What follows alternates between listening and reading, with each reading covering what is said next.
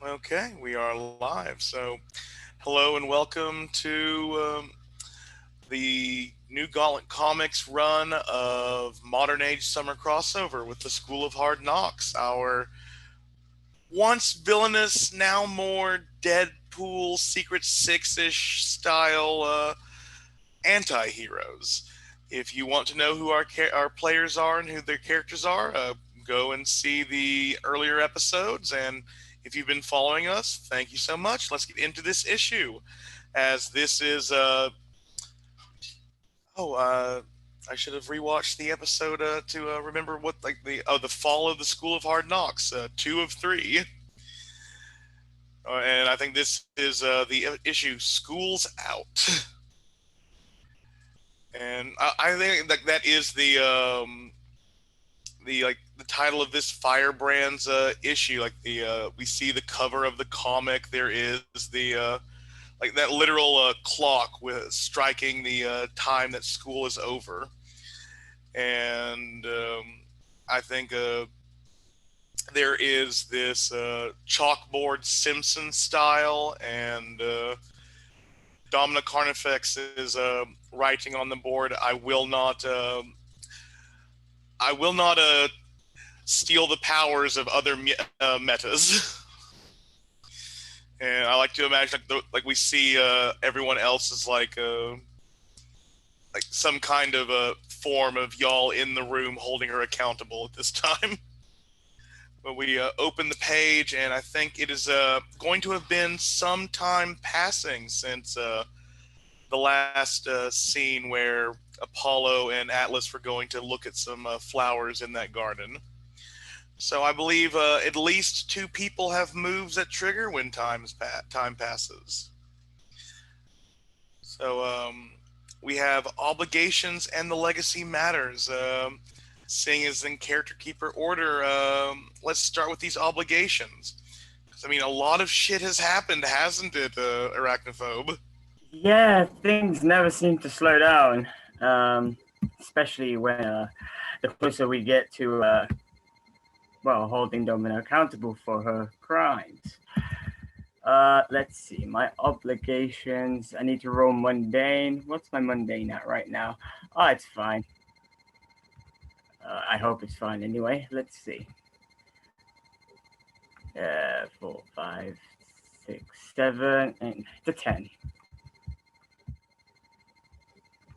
So let's see. Yeah, so you're going to get an opportunity from an obligation. Yes. Hmm. Or advantage. And which um, which do you want, and from which obligation? Hmm. Gotta be spending some time with Donovan. Uh, Seeing how he's liking his new occupation, hobby, support group. No, not quite support group. Uh, what would you call it? Yeah, and oh yes, all the 5 team is now down to 1. But yeah, we will get to that bit with Donovan and you in a bit. Let's see how this legacy is holding up. As Vermata, you have been doing quite a good job recently, it seems, with this quick turning of events. You say that, but I do remember last session there was a cutaway to the conductor looking disappointed because Fermata fecked up yet another um another spell. The dice just get there, catch a break. Okay. So um legacy move, whenever time passes, roll plus saver. Of course, I have to ask questions. I'm gonna ask one to each other player. So I guess this is like on the player level. So oh god, there's 2 Davids. Oh man, and they both have beards and glasses. What am I gonna do? Um all right. First David, okay, the David I knew first. It's a bad sorry. All right, stop. There's David and Dave. All right. David, have I been upholding the traditions of my legacy? That's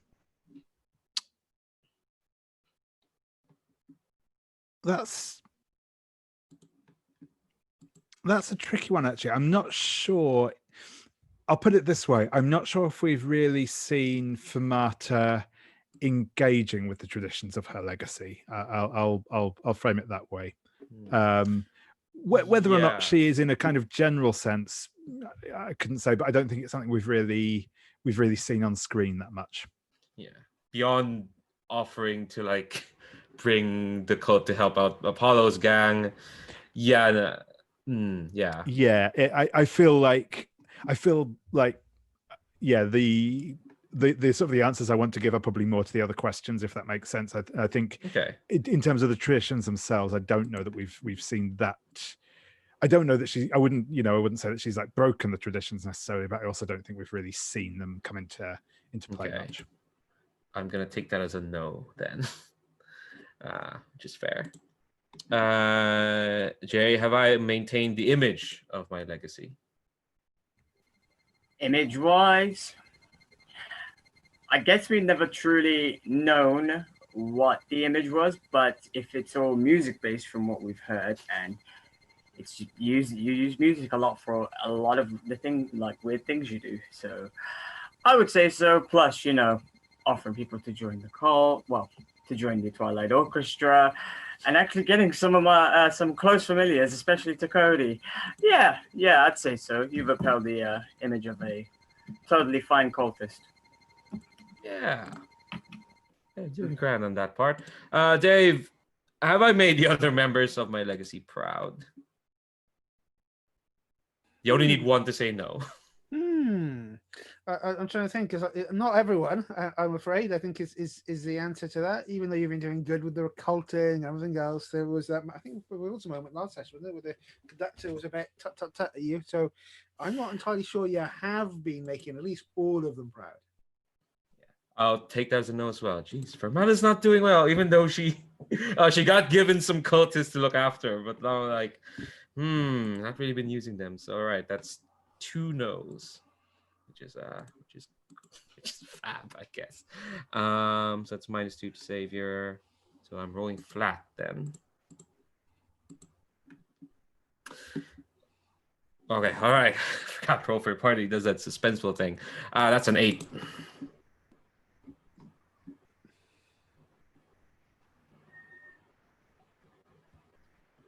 So on a hit, Yep. Where am I? Oh yeah. On a hit, one member offers encouragement or an advantage, but another member is going to meddle in your life. Gee, I wonder which one. And I think that's going to give us the start to the first scene of this issue, as we open up the page of and we see that imprint, the fall of the School of Hard Knock, or School's Out, 2-3, and I think we're zooming in at this. I want to say like some kind of like a snazzy cafe, a kind like the closest I've probably been to is like the Rainforest Cafe. These would be like some kind of themed restaurants, a cat like a high class cat cafe of some kind. And but this one is based on actual local bands and things of that nature instead of cats. So I think today is the Jazz Day, and we pan in, we just see all these people and like the like several word bubbles of just random snippets of conversation, but like the people who the fans who were smart enough like to pick up like where the first letters of every word in the word bubbles like in the correct order will notice like it says like a hail to the orchestra, and like the signal that everyone in this cafe today is a cultist. And we pan in to see, I want to say, from Cameron, Cody, and Donovan at a table. Oh, that's so weird. What is Cameron like? Yeah, I don't know. What does Fermata know how to not be Fermata? I don't think she does. No. So I think she, oh, no, like, I'm even thinking, what is she even wearing? It's black, probably. She has a cat on her lap. Um, Everything about her is kind of like stiffer than usual. So at least she knows how to act in School of Hard Knocks and everywhere else when plotting to take down supervillains. But here it's just cat on her lap. She's stroking it, and she looks even more rigid than usual.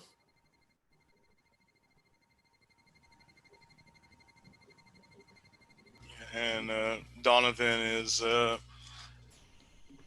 think, more animated than he has been in a while. And he's like, we cut in, and the dental plan is amazing. My entire family's cavities have been checked and filled. I mean, it's not just me. And I mean, yeah, and you're even telling me that they paid for that root canal that your uncle was like, struggling to get. Like, that's wild.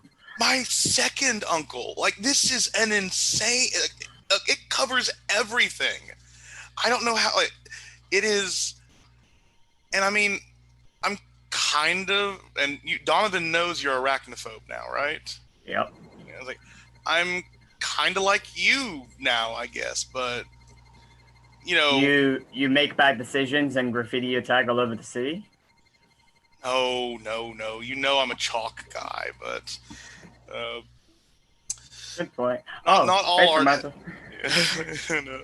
I think in like the background we see like some kind. I think there is a like another member that of the Twilight Orchestra that's been popular, like playing the lead saxophone in the jazz band today.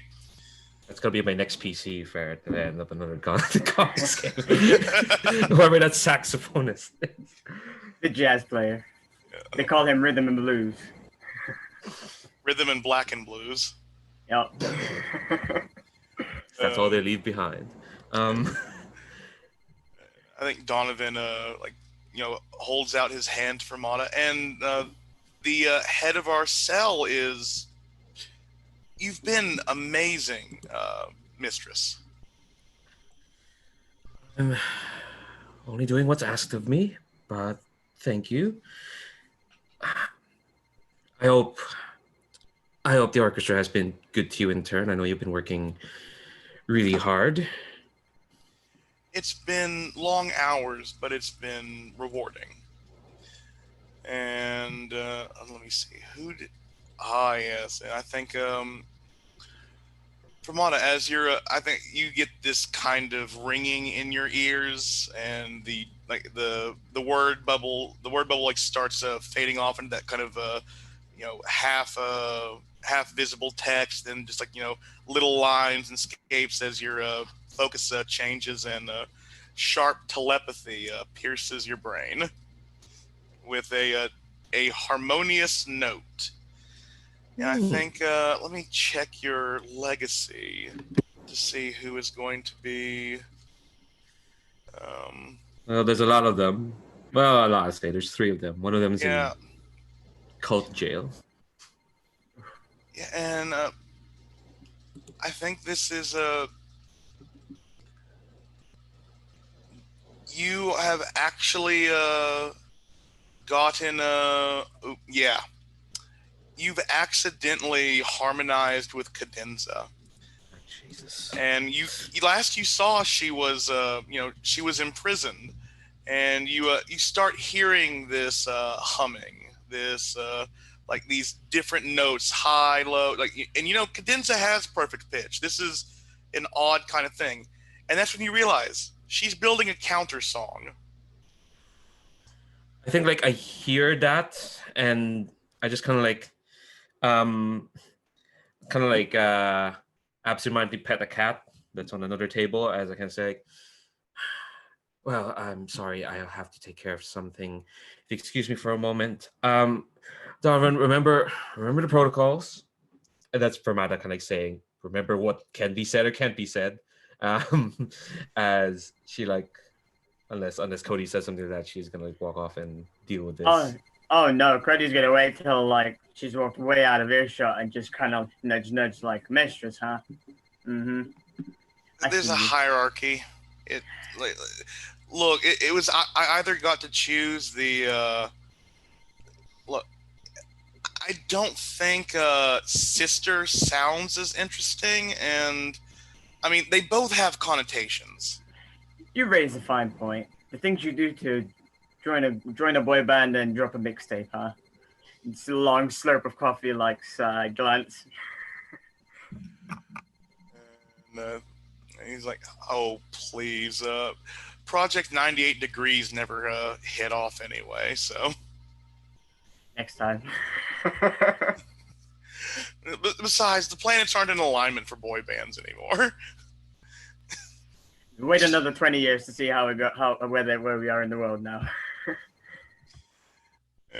And but so you get an advantage or information. So,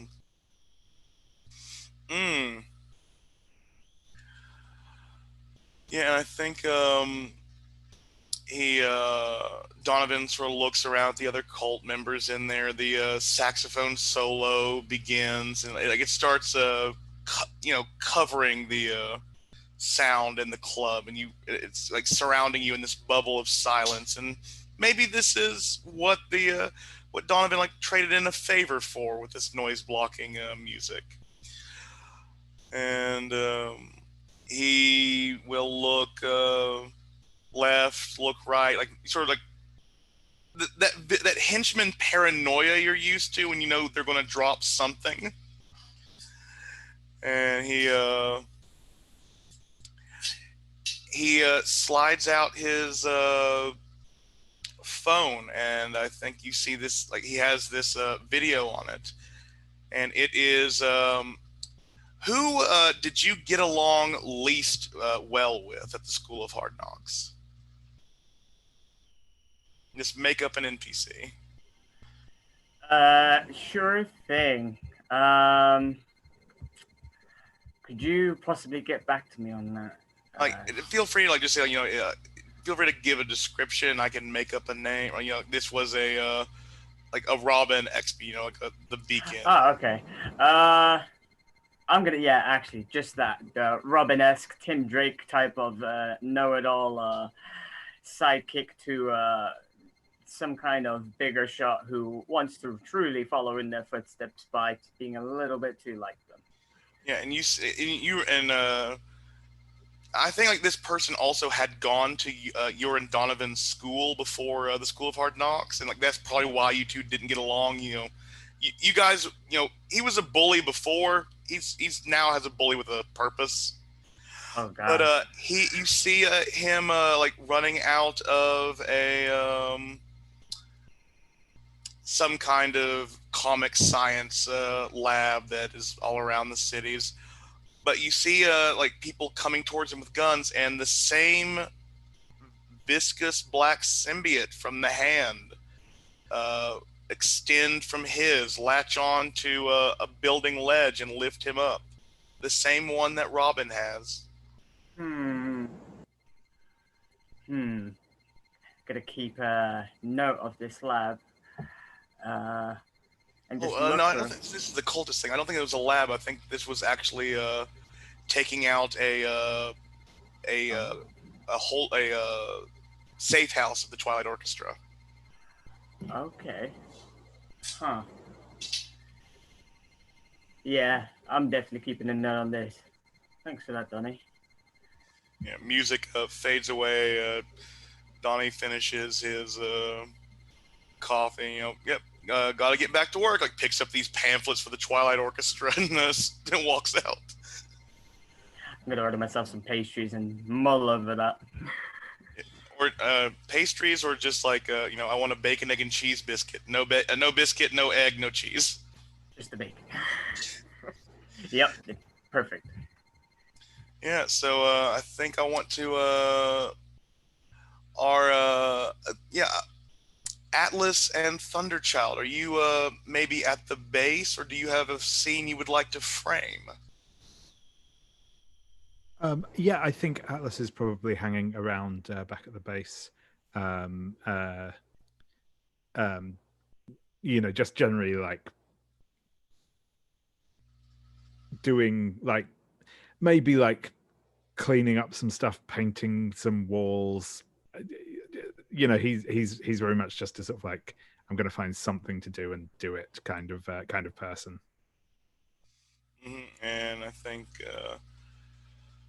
um, the human Jacob finally like is coming through this common room that Atlas is making pretty, and I think this is like the instead of like the normal common room, I think this is where the cars were worked on, just making it less drab.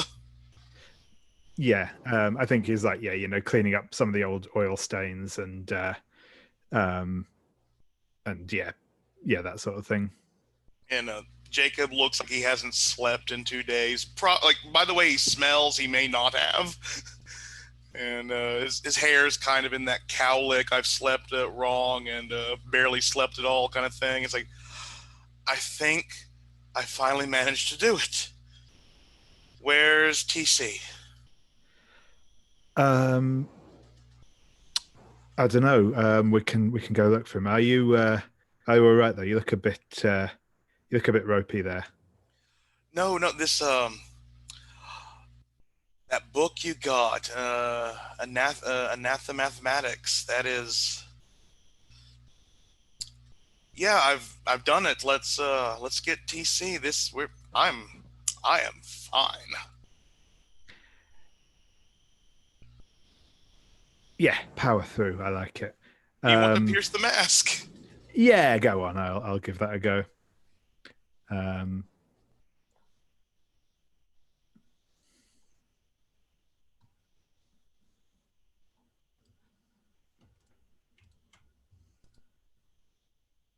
Hey, that's an 8. Good. So, oops, I've got the wrong. What's it? It's open.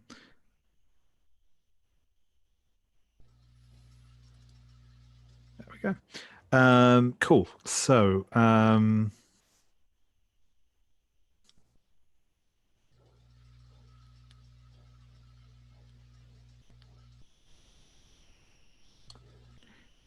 which these are interesting. I'm going to go for. I'm going to go for what do you want me to do? Ooh.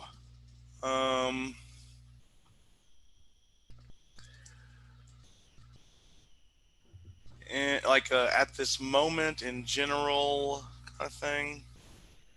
Either whichever's more. I mean, because obviously, yeah, like I'm assuming beyond the kind of like go and find TC. Yeah, exactly. I think he. You get the sense of like how he's looking at you. This is objectifying, but not a sexualized objectification. This is how the people at the lab looked at you and Apollo. This is an experimental gaze. Right. Sure thing. He wants to know like your limits with these new knowledges. Cool. Yeah, it's been a trip, so I need to power up TC, get that eye laser ready to pew that witch. Awesome. Well, tell you what, you go and track down TC. I will go and put on another pot of coffee because you look like you could do with it. Well, you look like you could do with a night's sleep, but I'll sleep after I'm done reading the book. I'm a quarter of the way through. I've got this. And yeah, he'll start walking off, and I think there's the conch panel of him like walking by Atlas and Then Alice, looking back at him, shrugging, going to put on a pot of coffee, and then comes back in frame with a Febreze and sprays it around. Yeah, TC, where are you? When the child has gone to find Dean Dennis Danielson, deputy editor of the Iron Fist. Dear gods, no, but yes. And have you been able to track him down through satellite GPS to find is he out about trailing a story right now, or have you found him at lunchtime and cornered him? I think it's probably towards the whatever the appropriate time in the day when he gets into what he thinks is his car and he drives off, and then we see this voice come up from inside the car going, "Hey, my name's Thunder Charles. I'd like to talk to you." Are you driving beside him as a car and talking? I am the car. Oh gods! Oh yes, even better. And I think he looks around. Wait, what the? Where's the bug? I'm the bug. And the steering wheel will sort of morph into the transformer noise in this Thunder Child's head looking at him. He will maintain composure and only squeak in a manly fashion. I've got a story for you. It's a big story, an expose that goes back years in the making. It's the sort of thing that will up your subscription mightily. All you've got to do is listen to me and do the right thing. Well, I will say normally this probably would be pretty good. You have slightly abducted him and you are a talking car. Please roll to provoke him into listening to you. That seems legit. So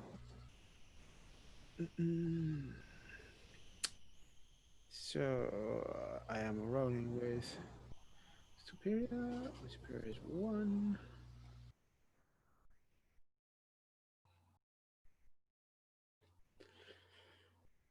That will be an 8. I'll take that to a 9. You want to spend our one team selfishly? I think so. I think I do for this because TC's Thundertale's a bit obsessed with helping those kids. I think the fact that you've done this without even telling your team is pretty selfish. Yeah, well, they wanted to bring a superhero in, so they're obviously stupid. That I think is Thunderchild's view on the matter. So I'll shift my own labels. It seems only appropriate that my danger goes up. Actually, no, I'm gonna not do that. I'm gonna put my savior up and my danger down. Actually, I think. I thought you were going to shift your superior up to get it to a 10. It's depending on the point of team, so I don't need to shift. Just depending on the point of team, not just add. No, selfishly, you have to shift your labels to boost it up. Okay, right, yeah. Then sorry, I misunderstood that. I will. Let me just undo those 2 changes. But yeah, that's what I'll do. Okay. So yeah, and he will. I think he will be shocked for a moment. He then finally pulls out this classic pen and paper. You've got until you drop me off safely. Go. So, what do you know about Domina Carnifex? Old slag of a fiend. Been around since my grandfather's age. Hey, you're supposed to be one of the good guys. There's no need to use patriarchal slut-shaming language. None of that. Wag, wag, wag. So she is alive and active. She's running a school for troubled teens with powers. And he'll go through the entire story of how she's been manipulating these children into the state they're in, training them, using them, and now conducting medical experiments on them. He said, and me and my friends, we're gonna expose this. We're gonna take a school down, and then we're gonna need someone to tell the story and make sure that all those kids there are safe. And he'll I think we have like the that page turn of expedition. Read issues blank through blank, and see this issue here for this tie-in kind of stuff, and the old first appearance of Domina Carnifex in Allied Angels number kind of thing, and but he'll finally we'll get to a red light, and he will just be stunned. It's just I've been trying to plumb that Optimax Black Zone. I was quite displeased when it went up, but a displeasure that I could get over once I found out what had happened through some sources. And this sounds like it needs to be aired out. That maybe we can put an end to this fiend. That sounds great. Now here I am, 99 days old as an AI, and I figured out my purpose in life. It is to make sure that the vicious sons of bitches that did anything to these kids is dealt with. And then these kids will get a better life, even if I've got to protect every damn one of them. But I still believe in the press. I think you're probably the good guys, or as close as we get to. And I think he smiles, like, and there's like this kind of cheesy '80s like stop, like they're like those motion blur lines with like that freeze frame comic frame of him just thumbs up, and Well, if he thumbs up, there's just a moment in the panel where TC takes on his robot form, thumbs up, and he's spinning through the air before we're back in the car and away. Yes. Signature double thumbs up. I can't not respond. And are you going to drop our reporter off somewhere safely? Yeah. And say, I'll let you know when it's going to go down. No capes. Got it? That's the deal. Ooh. You want no other heroes there, or no other supers? I don't need. I just said we don't need no help on this. We're more than capable of taking it down ourselves. You get the story. You help people. I don't want to find no wannabe hero coming down here all sobbing-eyed about protecting the kids when they're just as likely have smashed them in the face. Yeah, I figure he'll be down for this. I think he'll give you some kind of recording device that you can probably integrate with your hardware, just so like we can get like your literal point of view during this assault or this mission. Yeah, we'll sort it all out. We'll take it down and we'll do it on Zoom. Wow. Turn page, Thunderchild standing like a Price is Right model next to Zoom, sponsored by. Well, that's. I think in that case you'll drop him off, and probably the last panel on the scene is the smoke coming off. Thunderchild donutting in the middle of the road and heading back towards the team. Yeah, I want to check with Fermata now, since you have headed off to deal with this counter song that is still ringing in your head and getting stronger and stronger as you get closer to Cadenza. Well, Cadenza's locale. Yeah. I was actually thinking instead of like going to where she is, Fermata is gonna go back in the back rooms of the cafe, because there's always like soundproof rooms for so to do the magic stuff. And she goes into this one, and it looks like a recording booth. And there's like different kinds of scrolls and different books there, different other paraphernalia, not just musical instruments.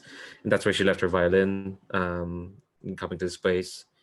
And she takes up the violin and plays a note that kind of like lets her, access this harmonic hive, not a hive mind. No, it's more of a big network that Cadenza's doing. So instead of like going to Cadenza physically, she's gonna like talk to her like mentally.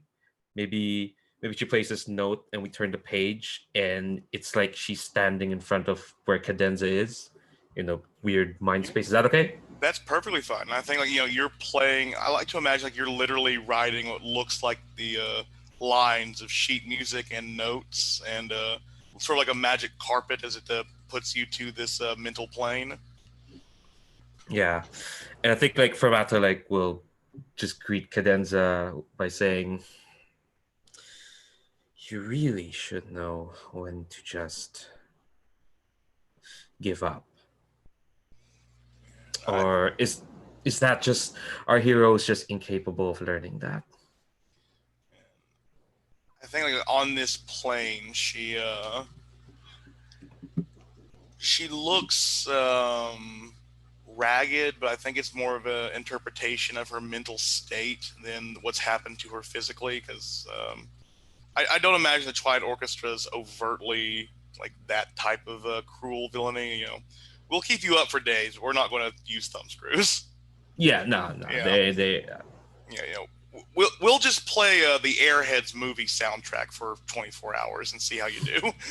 Yeah, the problem is like Cadenza used to be one of them, so she knows their tricks. Yeah, but I think like she's also, and she's also like chained, like has her arms chained up so she can't, like even her fingers are chained down so she can't like snap, and there's like this like psionic gag that's been moved, and like that's where she's humming. Like it's still a kind of like almost everything that could have make music had been trapped down, but she's worn through the restraints. And but I don't think she responds. She just keeps humming, and like, but it's getting a bit more not desperate, but forceful. Like she's doubling down. I think like that actually like annoys Fermata, and she's like, lets out this like frustrated kind of sigh, and she says like,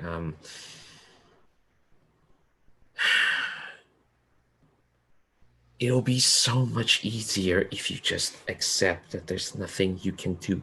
Why did you even think you can get away with what you did? You would have been better off just stepping back from where you were. Instead, you rebelled against us. You betrayed us. You tried to sell what we know, what we can do, for what? Feeling better for yourself? Feeling good? What? How? I think like Fermata like was about to say like, how did the orchestra fail in letting you feel good, but that kind of hitches in her throat because that can't be. It's the orchestra. They don't do that. They make people feel good. No, I think Cadenza finally stops humming and grits her teeth. It's like songs are about experiences. They may not be what properly happened, but I will not be part of an orchestra of lies. I think like this gets Fermata like properly angry, and say lies, truth, the way songs work. I thought you'd know better, Cadenza. What we're aiming to do, there's only one end, and you know what? In the end, everyone benefits. Dark Madonna will sing her song and everyone sleeps. All strife gone, nothing but peace on earth. And the Dark Madonna is so willing, isn't she? She's just flocked to this like it's been her dream, her entire life. If this was something she was supposed to do, don't you think she would have acquiesced?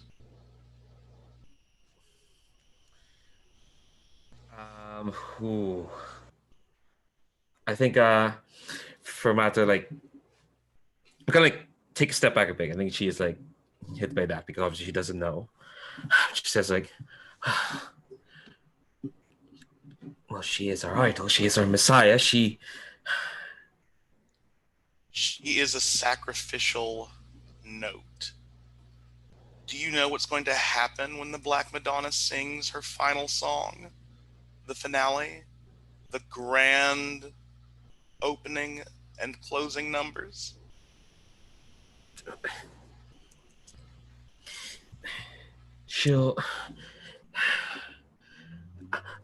she's a conduit. I know that. She will bring forth what's needed to lie all of humanity's mistakes to sleep. That's... And all it's going to cost is her very existence. That seems fair. Just sacrifice the lightning rod as long as you're not struck. Too bad the lightning rod's a living, breathing, conscious entity. Oh, I'm sorry. Person. You remember what people are, don't you? I feel like I should take a powerful blow from that revelation, That's honestly. Fine. Yeah. Go ahead. Yeah, I'm being shut down here. Okay, yeah, I will do that. Because that's fun. Ooh, roll for a party again teases me. I thought it was going to be 6. No, that's an 8. And no teammates to provoke. Oh, yeah, no, God, no. None of them are here. Just text Cody, F you. Okay, all right, I gotta make some choices here. Yeah, the teammates invoke. Opposition gets an opportunity. Ooh. Yeah, I like the idea. The opposition gets an opportunity. Because I think... do I want that or... I have a perfect idea for it. Let me hear the idea. If you don't like this, feel free to choose a different option. But I think the humming that you had heard Cadenza doing, you hear it in chiptune 8-bit, and coming in on this plane is Bia Minerva with the a sort of like the Star-Lord style 8-track tape player with this counter song on 8-track. You know, magical 8-track. Exactly what she would do. God damn it. Yeah, as much as like I was kind of hesitant to like make Fermata seem a bit foolish. She's a teenager. Of course she'd be foolish. Yeah, she shouldn't have done this. She should have physically gone to Cadenza instead of getting on this psychic wave. So yes, she absolutely will give the opposition opportunity. And she does, I think, by like basically hanging up on this call very abruptly. Yeah, I like to be I think Fermata is frustrated, hang up. Like we see the that like strip of music that you came down to slowly start 8-bitting out, looking like it's from an NES game, and Bia Minerva walking in. It's like, you were right. It was easy to follow that trail, and just has a key for these psychic chains, and we will turn the page.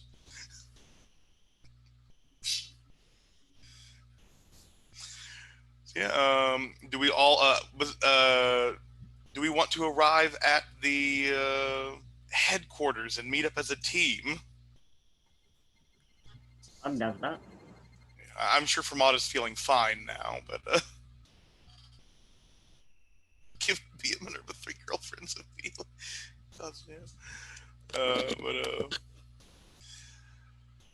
We turn the page, and I think I think we see Danny throwing away a now empty bottle of Febreze, and like there's like the like small like lavender puffs in the comic art to represent the scent that is around the place as the human Jacob had been walking around spreading his research funk around the resident and residents, and Thunderchild is getting back. Arachnophobe is I think, like Arachnophobe had accidentally been following this car, then suddenly it is TC. It's like, oh, that's a new model. Looking good, TC.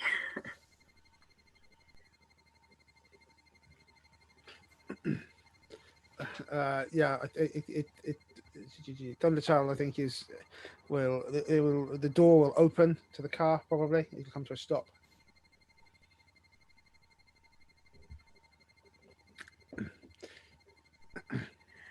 You're a Volkswagen right now, right?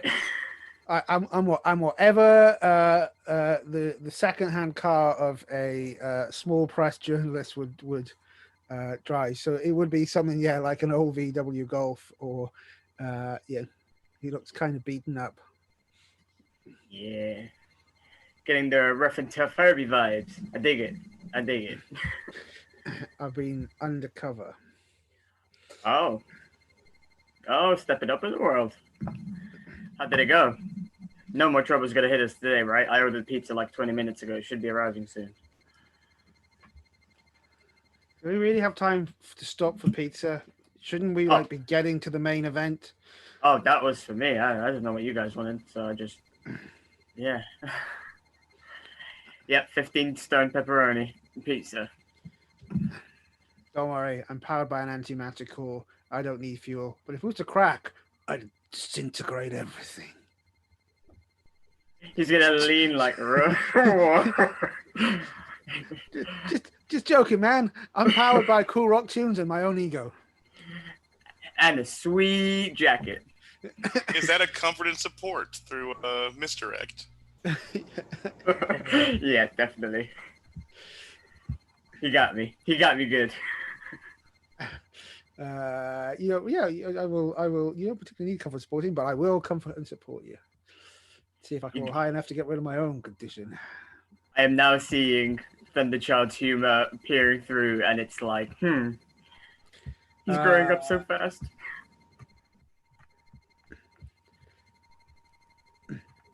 Just say, don't worry, I won't disintegrate you. You've got a family to go back to. I'll look out for you. Thanks. It's only Elliot and you guys, but sure. So that'll be 9, because I would have been using. Wish I could be, because I'm quite envious of the fact he's got a real family and not just a strange creator who might be his dad or might be his brother. Got a 9, you said? So no, plus 3, 9, 10, 12. Ah, and you have influence, don't you? Yeah, 13. Yay! So yeah, you get the choice, Arachnophobe, of shifting your own labels, marking potential, or clearing a condition you don't have. I think. Yeah. Oh wait, do you have a condition? I do not at the moment. But yeah, again, Arachnophobe's just gonna say, I mean, yeah, man, like, I've got Elliot, but I've also got you guys to watch out for, so, our family. Gotta look out for each other. So I'm gonna shift my superior down and my savior up. But do you think we'll stay together after this is all done? Do you know, Fermata's got her own thing going on with her spooky Kool-Aid family. Well, we are very good at doing exactly whatever the hell we want. I think no matter what may be thrown at us after all this is done, if we want to hang and chill and keep doing what we're doing as heroes for hire, then who's going to stop us? Cody, I like Fermata, but her family really are Charles Manson weird. I'm a little bit on edge. But my best friend recently joined them, and he seems happy. I'm inclined to let things slide until it looks like things are gonna crumble. Is this like proper happy, or I'd just be married to Tom Cruise and be drugged out of my senses happy? I'd say a weird meat in the middle. More like I'm working hard, playing less, but at the very least, I'm living slightly more comfortable. Dental is a real big deal for like us low income folk. I'm gonna get those kids out from under Carnifex. I'm gonna protect them till we can get them back to real lives. Hey, you're talking pretty heroic there, TC. I do have an ejector seat, Cody. The roof will open, and it can be a warming of rocket engine beneath you. I'll see you back at the base, and Thunderchild will eject Cody and drive off. Wait. He just like shoots up, having to wet himself like so he doesn't fall flat on the ground.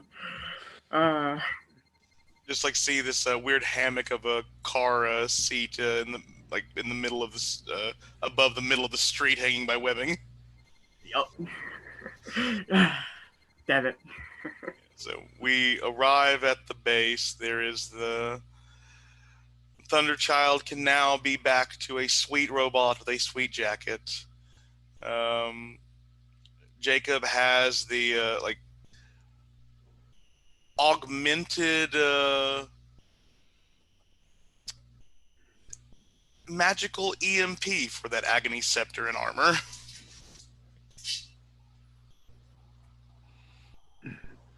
Will it work? Well, we need to find out if I've gotten my calculations correct, which I'm pretty sure I have. I've gone over them for a few days, and they seem pretty okay. Just got to make sure this will gel with you, and I need you to come with me because I've set up the let's see what to call these. The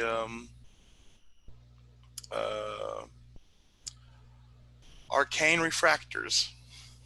I think Thunderchild puts his hand on Jacob's shoulder and looks at him and says, Jacob, I want to ask you something, and I'd like to pierce his mask before I ask this question, please.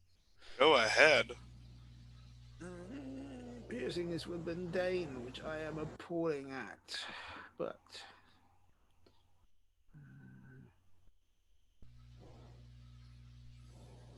that's a 5 even before my -2, so I'll have that insight. Sorry, potential that I think Thunderchild says. Sin is wrapped up somewhere in this school, and I'm going to have to stop them. Are you okay with that? Ooh, and there's a hard move here. Let's see.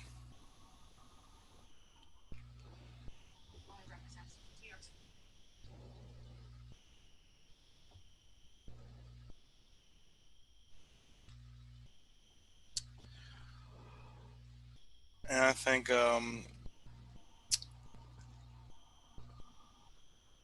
Jacob just sighs and says, like, I know you're going to have to do a lot, and that you're going to be doing things that may be morally questionable, but are you sure you're ready? You're not even 100 days old. Do you want this on your soul?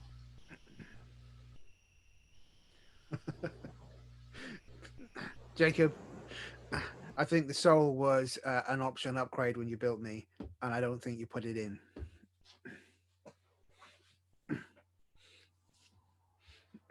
Ooh, I think he I didn't got build me, but you dreamed me, I think. Yeah. Oh, I think he looks kind of hurt at that. But it's like, no, I can make this better. I'm happy with who I am, Jacob. I'm just trying to discover who that is. Don't fuck with me, please.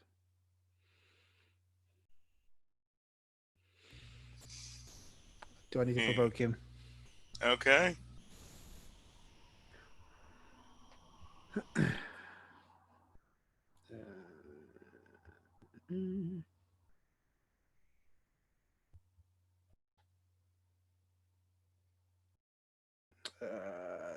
This is my night of not great roll, so that would have been a 6 with my even with my +2. So I'll have a potential.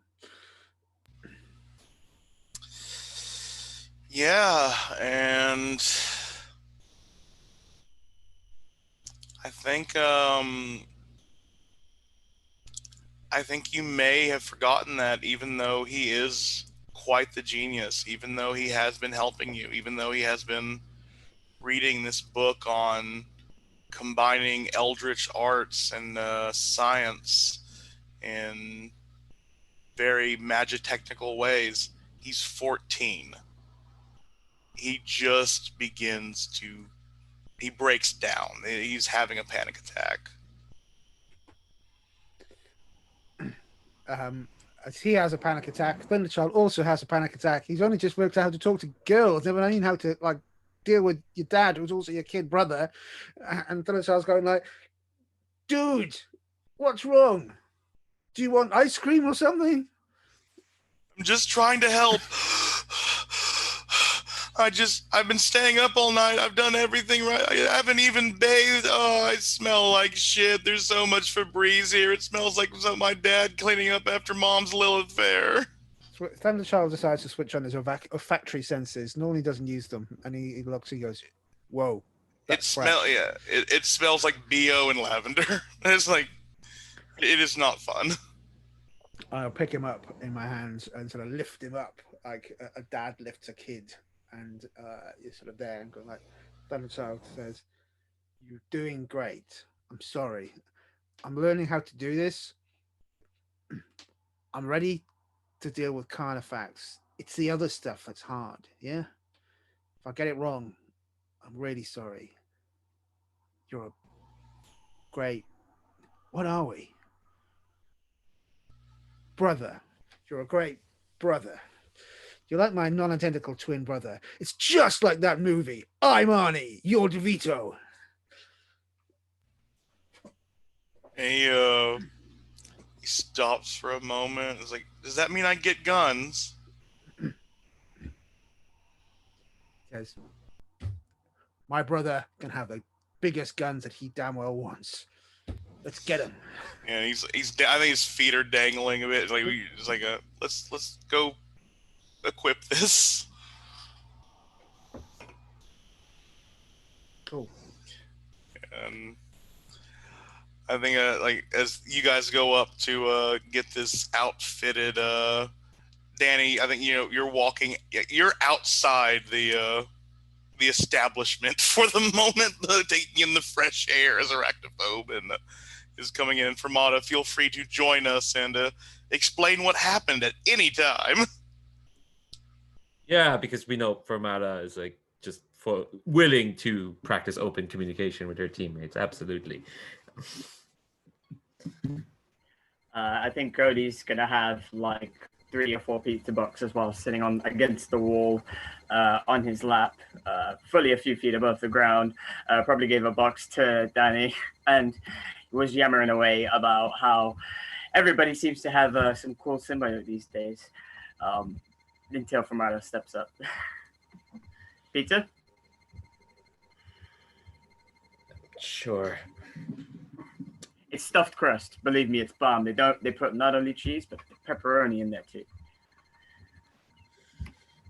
I get you. I think that she will tear off the crust, place it there for a moment, and just kind of eat just the pizza, and then probably sees you're looking and says, "Saving it for later." Smart. Anyway, are we ready? Looks at around the place. Jacob reckons he's got the whatever working for TC to lock down Domina Carnifex. So I guess we're ready-ish at least. Any word on the gauntlet? Not yet. No, I think he's been focusing on I said on this whatever knockout ray thing that he's got going on. We take out Domina Carnifex, we can take control of whatever she's using to split the Gauntleteer apart. If she's out of the picture, we'll have all the time we need to deal with the gauntlet. Sounds good. Very true. That's what we're going to do, aren't we? Get rid of her. Or are we going to be trying to get her locked up? It's kind of something we should probably address before we face her. I guess we'll see how it plays out. I can't imagine she's going to go quietly. I'm inclined to believe the same.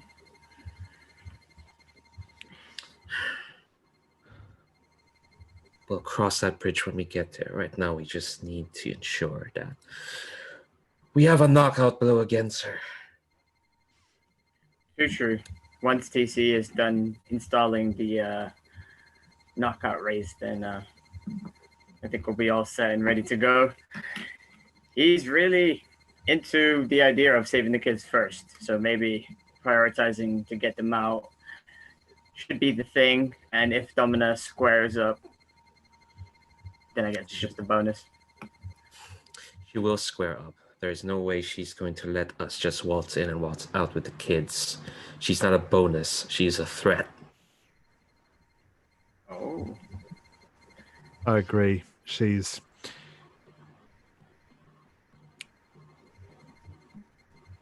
not the sort to take someone coming into her home like this on the chin. We saw what she wanted to do with the Gauntleteer, and that's like a years-long grudge. Yeah. Just a quick check. Do you think you might have been sharing a weakness or a team vulnerability by revealing how your cult orchestra feels about Domina Carnifex? The thing is, she didn't explicitly let on that. Oh yeah, my superior told me to kill her. Okay. She only said, yeah. I was very careful with what she was saying. Gotcha. Just checking because it came close. Yeah, the conviction. The conviction almost had me like, can I pierce the mask? You can absolutely pierce the mask. Can I pierce the mask? I kind of want to pierce the mask. Like, woo. Yeah, I think like what we can see in fiction. Danny can see this as well. That Fermata has gotten onto her second pizza slice. One pizza slice was already surprising, but this is the second one. So you probably tell she's like a bit more anxious than she lets on. Oh, that was horrible. So that's a 3. I have influence. So 4. Got me. Oh wait, no, hang on. Plus your mundane. Yeah, plus your mundane. Yeah, so that's 7. Oh, oof. Let me see now. You get question. one question.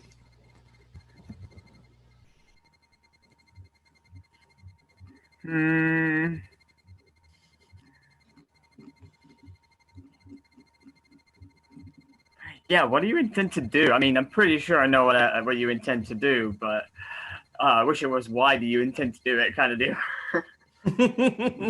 Yeah. Yeah, I think you absolutely, I think you can call her out and she's not going to deny this, that yes, when she says Domina Carnifex is a threat and she elided over whether to take her or not, she is absolutely planning to take her out permanently. And you can tell that this was not an independent thought. Yeah. Is this personal or is this the orchestra? Was that in character? Because you broke up there a bit. Yeah. Oh, sorry. Yeah, he's just going to be like, so is this you? Did she hurt you? Or Is it an extension of you, if you know what I mean? Wanting that. I think like Fermata like puts down like the second stuffed crust and looks at the two of you and says, Domina Carnifex is a threat to all of us. She's already threatened the three of you. And yes, a threat to me is a threat to the orchestra. Luckily for you, my best friend is in the orchestra now. Two best friends, technically. So. Well, you of all people should have the most investment in this, Cody. Didn't she try to take down your family? Oh, yeah. But not only are we going to take her down, I'm going to draw a ween on her tombstone by the time we're done with her. Wow, okay. I didn't expect Cody to be that cold-blooded. It's a bit shady. Shady neighborhood spider. Yeah. I think like she'll pick up on that. And poor Danny's still here. Like Danny's like, wow. I'm learning so much about my friends today. So when it comes to it, I think like her sentence trails away when she says that. And it's just looking at the two of you.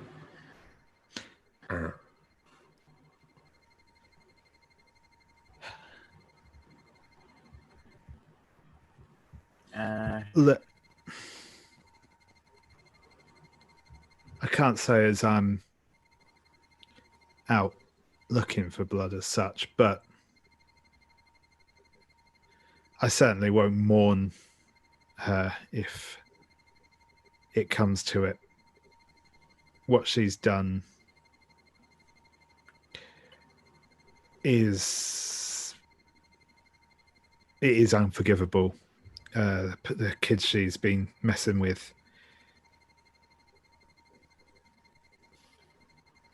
I think the both of you should give some thought as to whether this is what you really want, but well, we'll see how it all goes down, yeah. I do want to ask, since Thunderchild's not in this scene, Dave, are you okay with kind of like this kind of direction? As a player, I have no issue. As a character, I don't think Thunderchild has decided. So let's play to find out. Okay. And I think, like, as you guys are like having this conversation, I like the idea of what Dave put in the chat, that just hears like, "Holy crap, the arc welder!" That better be a good sign. And she munches on a stuffed crust. I'll go in and check on them. Sure. And yeah, he'll kind of stand up and head back into the garage. And when you get into the room, you find this setup where Thunderchild's like chassis on the back had been opened up. There are these orange-red lasers refracting into a 7-pointed star as he is putting this arcane diffuser pack in the middle of it. And, you hear chanting, but instead of Latin, you realize he's solving theorems as he's putting this in, and like there's like this hiss, click, all the refraction diffuses, the he closes the chassis, and he's like, and I think Thunderchild, how does this alter your eye lasers? I think this this completely changes how this will affect how you can affect the agony technology. You are muted. So as he sort of tries to test the system and check it powers up correctly, I think we see like a beam of light go across Thunderchild's eye, and it draws itself out into a pentagram. Then we saw these mathematical symbols rotating around it, and he goes, "Yeah, it's going to work." And I think, go ahead. Sorry. I think, I'll say, good. Well done, Jacob. And he'll kind of like clap a hand on his shoulder and say, "And now you are going to go and have a shower. I can drag you in there, but that would just be weird for everyone. So I'm going to go get some supper and go to bed. And if you disagree, I'll shoot you with a water cannon." This doesn't seem very heroic. Kid, if we took you along on the raid at the moment, we'd be up before the we'd be facing charges under the Geneva Convention. Go and have a shower.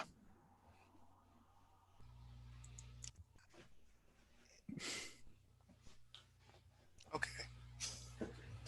And I think he walks out. Then he walks back in, picks up this loofah that is like ducky loofah, end of ducky, and goes back into the shower, the bathroom.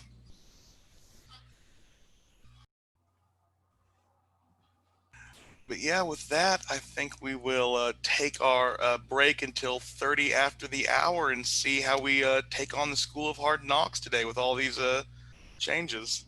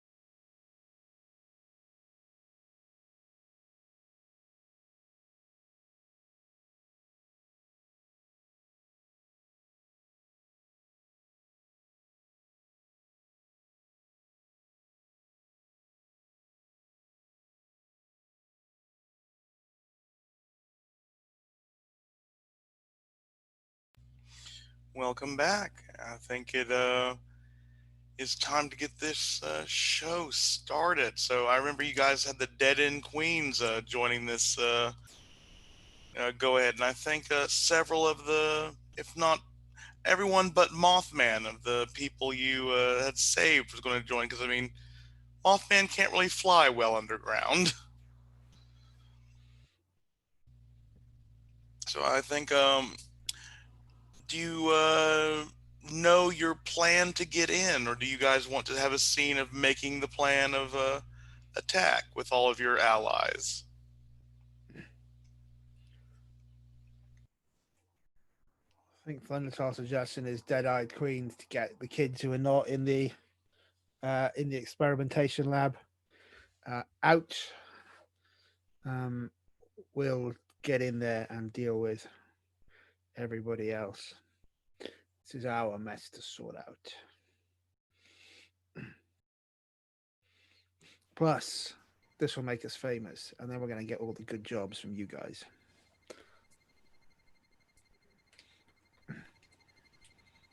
Yeah, I mean, I'm on board with going in, getting the kids out, and cleaning this mess up. Yep, definitely. Martha just nods. So, can we be clear? Is the plan to get in sneaky, secret passages, attack from the shadows, or is it to go through the front door and kick their asses? That's what I was wondering. Maybe we go in through the front and cause a bit of ruckus, and the others get in a bit more quietly. All right, I can roll with this. And I believe you were owed an advantage for Mata. Yes. So I'm going to I guess, ask you which highly valued agent of Sforzando's did he let you requisition for this assault? Ooh. I think. Ooh. I need to think about this now. I think definitely. What type of agents? Ooh, a bit of caught off guard with this question. I have to think. Sorry, give me a minute. The composer. No, the people with the job titles. They're like higher up. Okay. Yeah, the hierarchy in my head is that like people with job titles, they're higher ups. People with musical notes, they're like, they're the high class agents. Yeah, I should look up my musical terms. The B flat is just this absolute unit of a guy. Yeah, kind of the idea of Sforzando sending in like a wall of meat. Who plays a tiny fiddle? He plays the ukulele, but he's Bane. His name is Allegro. Okay. Yeah, so I see some of you are going to the front door of the School of Hard Knocks, but I mean, this is an underground facility in many ways, and it has beefed up security a bit since your last exodus, let's call it. So I think unless someone wants to maybe reshape the environment through lots of cultist activity blocking your arrival, perhaps. Well, I was also thinking that no door's going to stop me because I'm unstoppable. Wait, well, we have to get to the door first. Oh, there's defenses, you mean, on the way in? Yes. Boo hiss. Yeah, let's trust Fermata with another roll. Why not? And don't forget, you got a +1 forward to a roll that was not a beginning of session move last game that you didn't get to use. Yes, The legacy matters or something. Yeah. And I have words of the past, which is that ongoing to taking out. Yeah, so yeah, you get a +2 forward to this. Ah, jeez. Wow.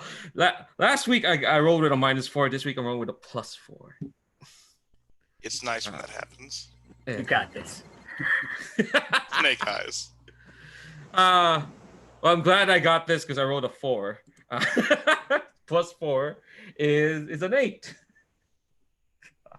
I'm gonna take a condition. Okay, and I think narratively, like the cult is taking down these defense, these agents who are there to keep lookout are being seen to by tourists who are lost. There are people who just need directions. Oh, hey, my car broke down. You've got to help. You guys are just getting through in the best possible way, and you finally get to the one of the secret entrances, which still works. You are taken down this elevator shaft and end up at the doors. And I believe before we assault the doors, we need to decide, as this is definitely taking on a powerful foe, who amongst you is the leader?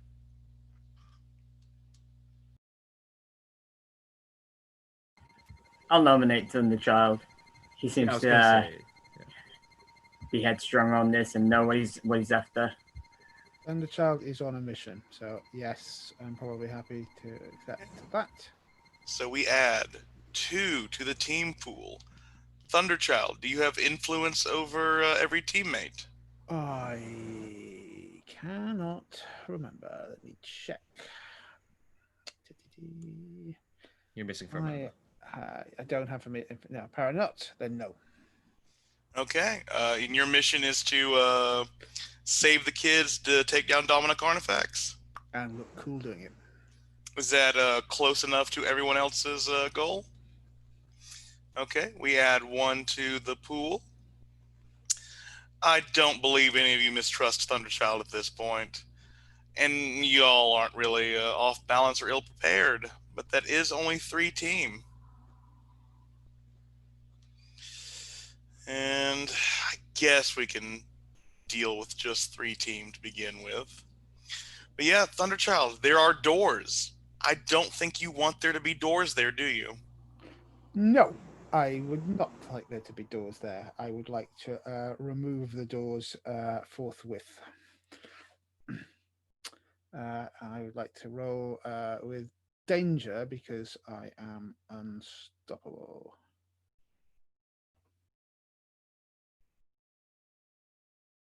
That is an 8. On a 7 line, choose one. A marker condition, leave something behind, or take something with you. I am angry as fuck. That works. The doors shatter as Thunderchild pushes in, and I think the alarm. You see the lights go off, but the alarms aren't sounding.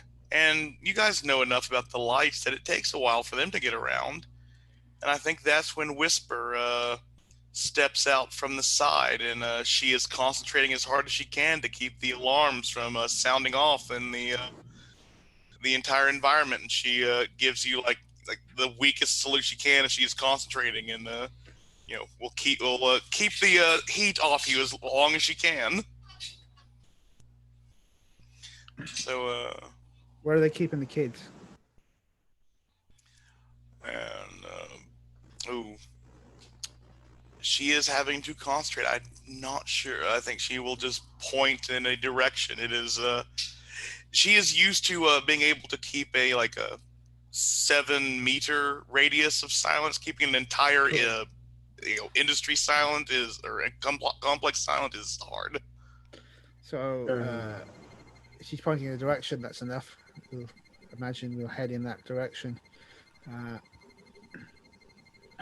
Could I try and use my arachnid alarm to see if I can pick them up? Ooh, Yeah, do you want to know where to head with your arachnid alarm? Yes, please. And I'll have Phobia help me out because Phobia helps me with unleashing my powers. So that'll be Freak, I believe. Yep. So that will be +3. That's a 9. Does anyone want to spin team? I think we can save the team for now. Okay. I'll go ahead and let's see.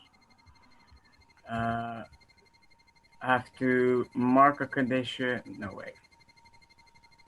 Yeah, mark a condition, or the GM will tell you how the effect is unstable or temporary. Go ahead and make it either unstable or temporary. I'm feeling daring. I think you, it is taking you deeper in, but, it takes you the most direct way. And as you turn a corner, like you see the elevator leading down to the labs where Sin had resided in the School of Hard Knocks. But you also see an entire hallway of like 50 mooks. Which I think one of you is very, very well built to deal with. Yes, I think Danny's going to step forward and say, I'll keep these guys busy. Get to the elevator, I'll follow. And he's going to step out into the hallway and all right, everyone. We can do this. We can do this the easy way or the hard way. Both are going to end up with you face down on the floor and taking no further part in proceedings. How we get there is up to you. Are you provoking them by saying they don't need heads? I'm going to try and provoke them first. Yeah. Okay. See how that goes.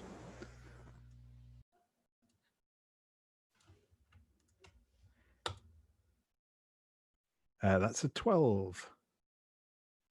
Ooh. Yeah, I think you step out and they cock their guns and look at you, and that's when Cryptid comes out behind you, and suddenly there is a you're not quite sure what the hell she is. It's draconic. It's acid is leaking out of its mouth, and she grins with a full toothy maw behind you. They run. And I think there's like one person standing and like shoots at Danny. Like the energy blast hits his chest. He looks down. Not even his outfit is injured. The guy drops the gun and takes off.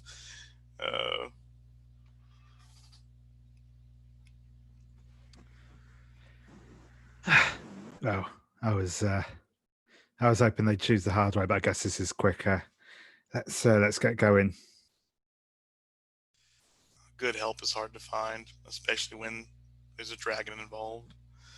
You guys get to the elevator. I think you're heading down, and as you open up, there is I think the rival class from y'all's team, the one who was almost valedictorian before you took it.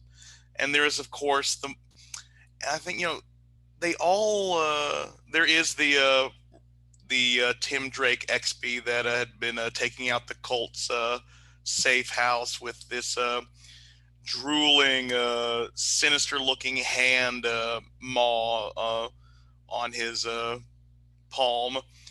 But all of them seem to be more souped up, and every one of them on either their left or right hand has a grinning, creepy symbiote.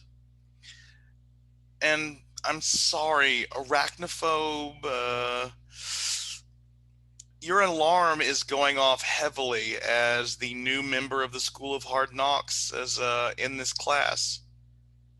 Your brother looks shocked.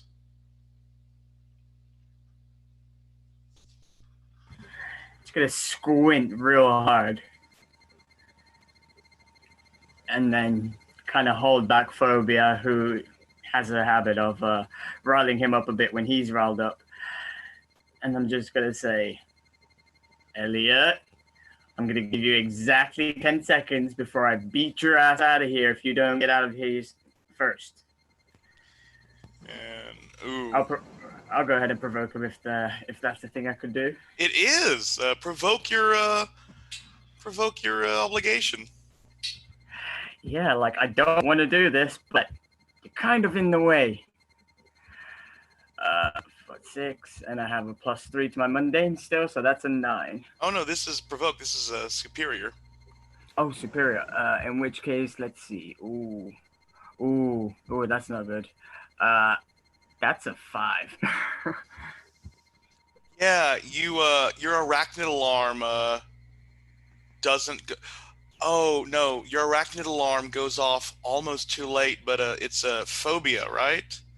Yep. Phobia leaps off of you, and that's when host symbiote grabs it, rips it off of your body, and flings Phobia into the wall.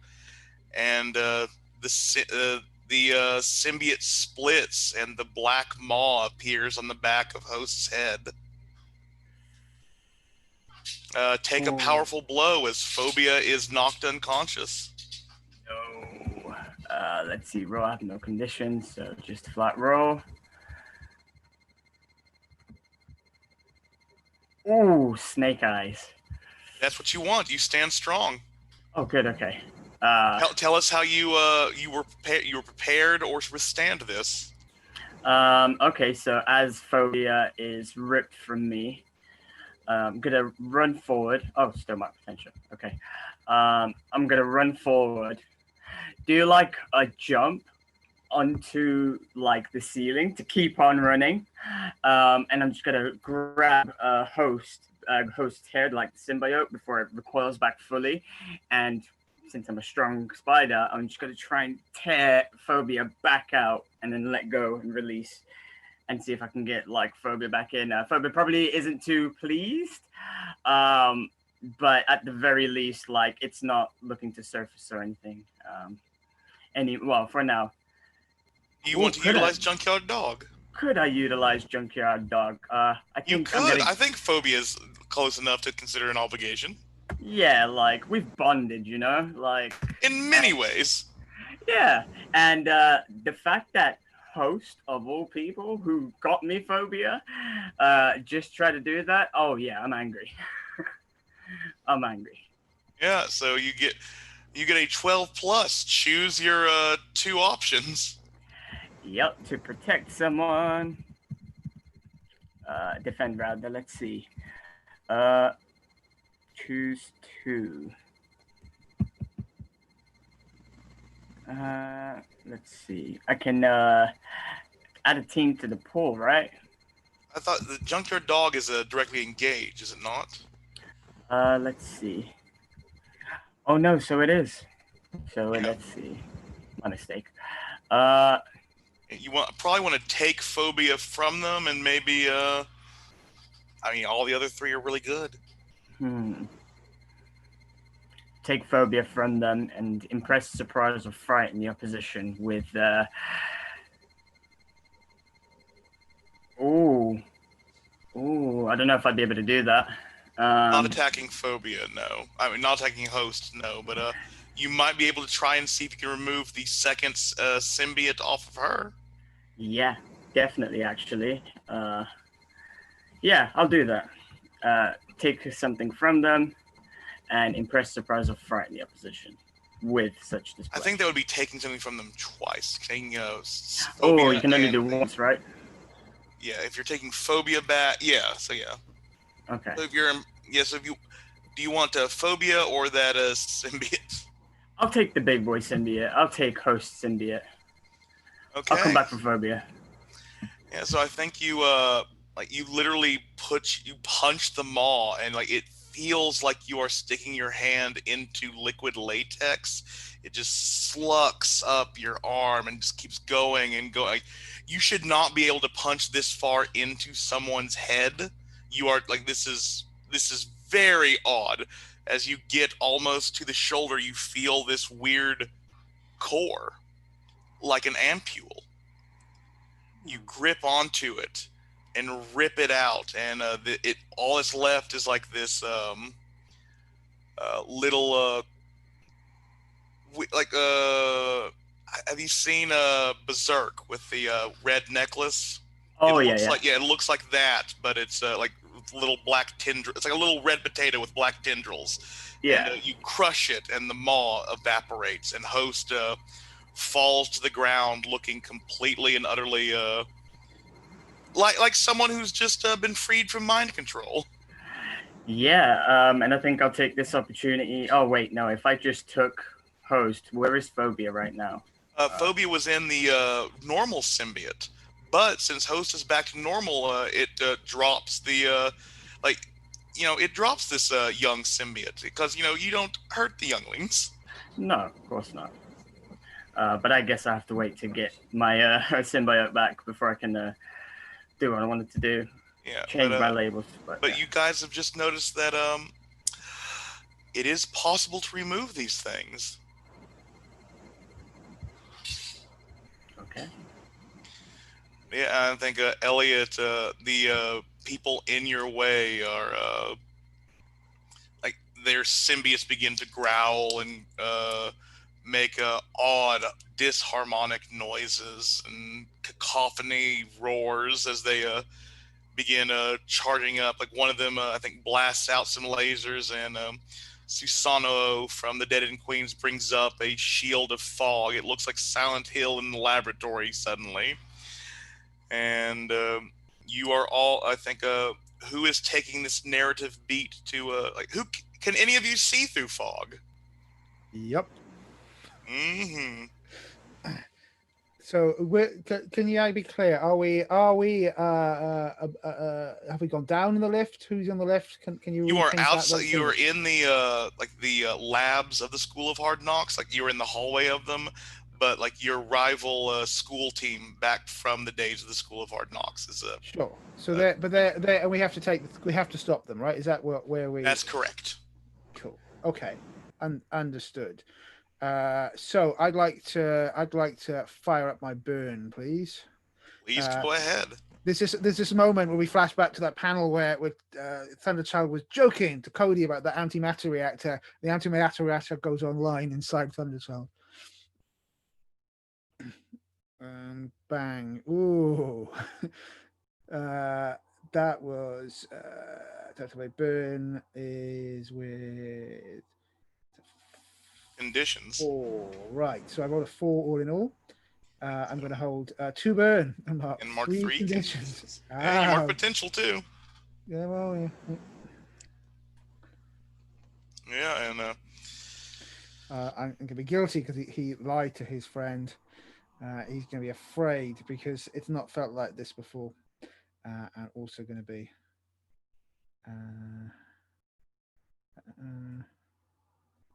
insecure. But I've got some burn, so I'm going to spend a point of burn for worship, where I think he crackles with energy and he can be sort of seen through the fog, and all of a sudden they've all got red laser points on their forehead, and Thunderchild's eye is glowing as he's attempting to intimidate them, and he just sort of says, "School's out forever. Go home." I'm going to attempt to. Well, that's worship. You use tremendous amount of might.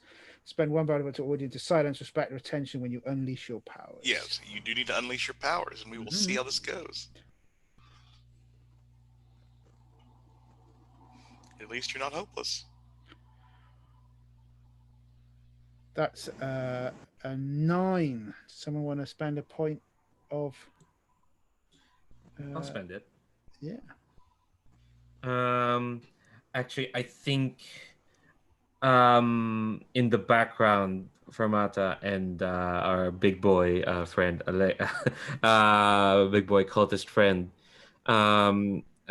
she's taken out her vitamin as well. She did that thing, which, turn it from the case to the violin, and she plays like a note that's silent, but when Thunderchild makes the proclamation, it's so much louder and so much more like just ominous.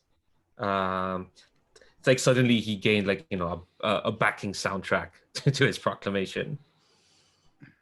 I think Thunderchild will look and say, "You can go now, while the tone is set. Otherwise, this is going to get all Rob Layfield." Ooh, and I think they all are wrapped with attention at this, and I think that's when you realize that they are not wrapped at attention. It's the creatures that are on their body, these weird viscous omni powers grafted to them. But you all have a moment as they are stopped and trapped in fog, watching these lights dance around on them, at being threatened. So there is definitely a clear narrative beat if anyone else wants to take it. If no one else is, then I think that Danny is just going to kind of dart forwards and just start grabbing the symbiote things and ripping them off of their hosts, and just kind of like it's almost like kind of like going through one of those what you call it. I've lost the word I was thinking of. Almost like going through kind of a Carter type thing of just like darting between one and the next and just trying to rip them all out. Yeah, so roll that directly engage. Certainly. I don't think I'm going for any collateral damage here. In fact, quite the opposite. I think Danny's actually trying to be quite precise at this moment. And that is an 8. An 8. And I will obviously take choose the obvious option here of take something from them. Yeah, I think I will offer you I guess 2 options. Do you want to take all the symbiotes but leave yourself very wide open, or just take one of them and take a natural reaction? Oh no, yeah, definitely wide open. Yeah. Okay, so I think that you're reaching it, like you're punching your way through, like grabbing the egg of kings out of these people and shattering them, but you finally get like they're beginning to realize what you're doing and biting down, chewing. Like by the end, your powers are mainly regeneration, right? I think we just see this like the final symbiotes coming off. We see the shadow of Danny instead, and for right now, you have your arms up to your elbows. The rest have been removed for now. We will only see that in relief of shadow or you from the here up now until that is resolved. Can I try save Danny? I think that is because he would be.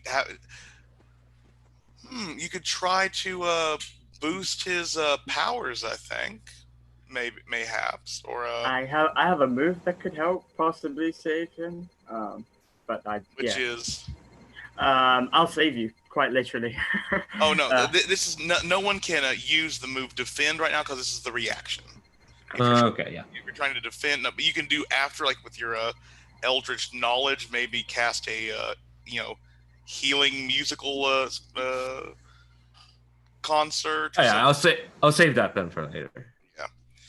Yeah, I think all of them are beginning to fall. I think as Elliot is falling forward, Honey Badger dodges. Like Dempsey weaves closer to him and catches him as he falls, and will like check his head, and then he'll come to, and she'll like slap his face really hard. Like you idiot! You should have known better than this. We were practicing. You have taken down this team, and I think that's when the alarm klaxons finally begin to sound. Whisper has run out of juice, but The labs are, and yeah, go ahead. I think I'll kind of like beckon to Allegro, and to like the Dead and Queens who are still here, and yeah. Oh, this isn't the only group of students, right? Or this is just the arrival? Not the only. This is the. You left 3 other graduating classes behind. This is just 1 other graduating class. Okay, I think like I think I'll just turn to like Allegro, and then the team can hear to say like, so we've gone through the first hurdle. Start bringing our people in to get these people out. Firebrands, we gotta go. Ditto. Yeah, let's get moving. I think Susano and Honey Badger will be taking, like, leading these ones out, using the weather control to hide the traces of these people going up the elevator and leaving from the cameras, kind of bullshit. And you guys move into the labs, and that's when you see the horrors of Domina Carnifex's programs with I think we are going to run into our dear friend Alphonse. And remember our lovely teacher Pyre? I think for Mater will remember Pyre, definitely. Yeah, he gave us a thumbs up. He gave you guys a thumbs up. He is just carbon now. The power of his magma production has been sapped out of him. You see him in a tube looking like Han Solo in carbonite, but pure, like coal. And you see like the power, his meta power being drained out in that weird serum substance that had been found at the Optimax labs. And that's when you look around and see all the other tubes, the failing class members, those who were metas, their powers obviously drained out of them, trapped in cryogenic or stasis pods to keep them from breaking out and telling their tales. Domina Carnifex has been stealing powers from all of you. Well, that she could get her hands on.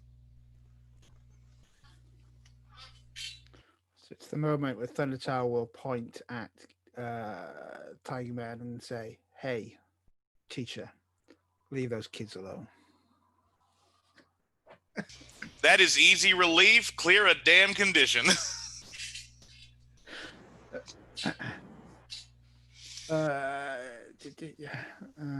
Yeah, cool. All right, cool. So at that point, as he does that, pointing at the finger, I would also like to.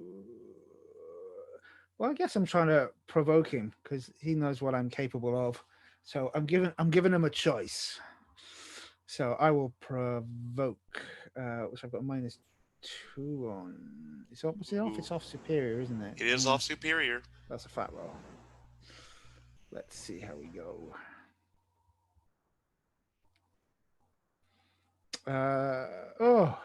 It conned me because one moment it was a 7 and now it's a 4. So the good news is I'm getting all of the potential this evening, but for some reason people aren't finding the child as intimidating as he thinks he is. And I think that's when Alphonse, we see the powers of Pyre being drained into this ampule, and Alphonse, the Tiger Man, picks it up, puts it in one of those guns that you put to your neck, injects the power, and you see the magma roiling behind his eyes, and he shakes his head. You're a prototype. Don't you think we've already improved on your model? And he will, I don't think he even calls you by your name. I think he calls you by your serial number, and he's telling you what you are. I'm rejecting that motherfucker.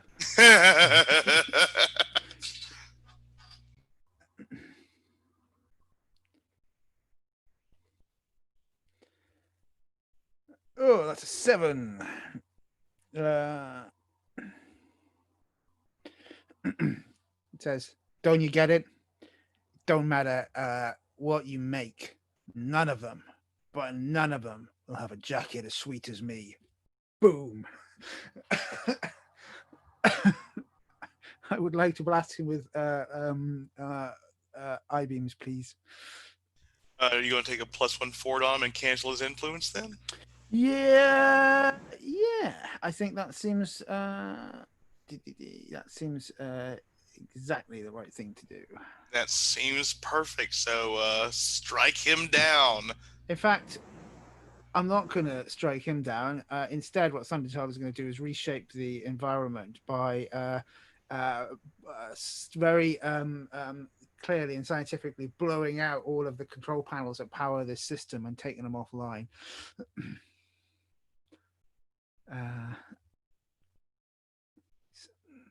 That's 12 for unleashing my powers to reshape the environment. 13. I got +1 4 against him. Yeah, so I think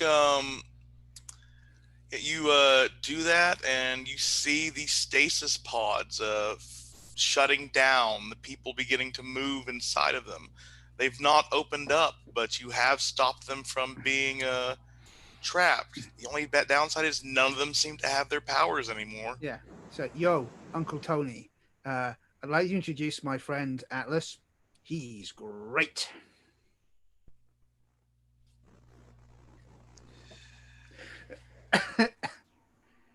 And I think Danny kind of grins and says in that, he just sounds like slightly out of it still and says, "Don't mind me, I'm armless."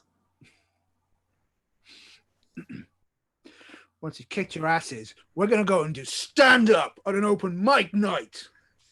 Do you want to unleash your powers to regrow your arms, Danny? I would love to.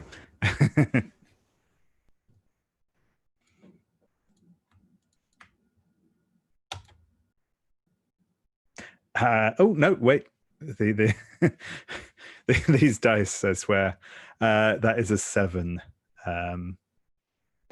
So yeah, I think Danny will regrow his arms, but I'm going to mark angry. That seems fair. Yeah. So Alphonse will roar loudly, and I think this is a blast wave of heat towards you all. The glass tubes begin to creak and shatter at this loud expulsion of heat. So I think both Arachnophobe and Fermata could defend someone if they would like to. Yeah. I think I'm going to try and defend, because obviously you can't defend everyone. I mean, she probably could, but I think this one is going to be defending Danny, because he's just off regrowing his arms at the moment. I think what this is just kind of like, I think I just get behind Danny, and again, it's another like musical note she sings underneath her breath, kind of. So Danny hears this, or Atlas hears this, but it's calling upon the true name of some being. But the thing is, like, it's not really a language. The beings that the Twilight Orchestra like hang out with, or like make deals with, they aren't really creatures of physical matter. They're of kind of like sound. They live in the vibrations of the atoms in your eardrums. It's kind of like what they are. Maybe like it's not a name as much as a specific vibration that Danny feels. Yeah, but it's a vibration that thinks. So yeah, fun stuff. Yeah, I think it's also like that this vibration kind of like it'll vibe with the heat, so that it'll kind of like split it apart as it's just about to hit the two of us, or it might hit me. Who knows? To see how this roll goes, because I do have a -2 to defend. But I do have my saver's pretty good, so that's a flat.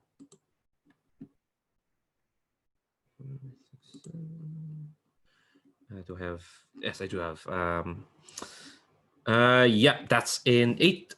So are you going to escalate the situation or expose yourself to danger? I'll expose myself unless, I don't know. There's many ways calling upon some thinking vibration can escalate the situation, but there's a lot of people we want to save in this room, so I think I'll just expose myself to danger. But yeah, I I think that means you are do this, but you are taking a heavier blow of this pyroclastic energy. But this is something that maybe you need to withstand, as it is very powerful with that move of yours. Yeah. First, let's choose your option from the defend. You get a pick. I am. Let's see. How's our team doing? You have 2 team. Okay. I think I'll add a team to the pool. Okay. If needed. But yeah. Can't believe Alphonse has greater power than me. Come on. Well, Alphonse doesn't. Pyre did. Oh, Pyre did. I can't believe Pyre has. Okay, no, I can believe that. All right. So my move is never give up, never surrender. I think, Danny, that you hear that weird note that Fermat is singing. Yeah, it vibrates in your eardrums, and the heat just kind of it arcs around you, but not fully enough that her Fermata doesn't get hit. And yeah, roll Savior. Doesn't have a -2. That's a 10. Whew. That's pretty good. Jesus Christ. Thanks, Dave. All right. On a hit, you stand strong and choose 1. Let's keep adding team to the pool. Because this looks dope. I want to say that. The heat just kind of whoop in a perfect circle around Danny. Oh yeah. I should mention, this the equivalent, the difference to take a powerful blow. So scoring 8 works. So yeah, rally from the hit, and it inspires the team.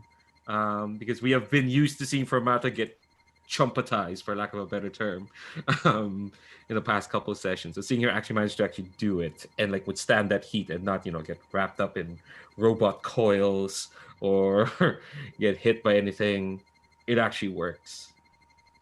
So that's another team to the pool. Sweet. We're at 4 team. And Arachnophobe, do you want to save someone or defend them? I do. I need to know, would we know if Thunderchild is flameproof, or at the very least a little bit fireproof? Muted. You're muted. Thunderchild's powers include impenetrable armor. Okay, so I kind of want to try and pull off a ridiculous stunt by extending my powers by webbing up all of the pods so that they aren't affected by the heat and the people inside aren't hurt.